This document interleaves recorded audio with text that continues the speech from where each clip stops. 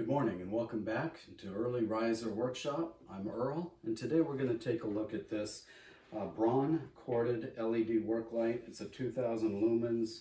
I just picked this up from Harbor Freight. I brought it home because here in the workshop I sorely need a little bit better overhead lighting, especially working with power tools. I want to make sure for safety's sake that I can see what I'm doing. So we have a base. We have the light, and we have an instruction manual. Looks like we take the bolt off the base, thread it on the bottom.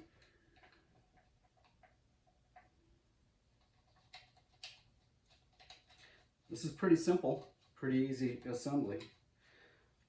Just looking at it, it's light, but it still has a nice solid feel to it. Plug it in, and let's see how well it lights.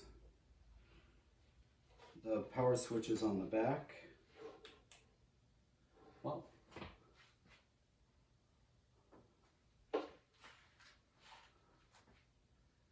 that's really good.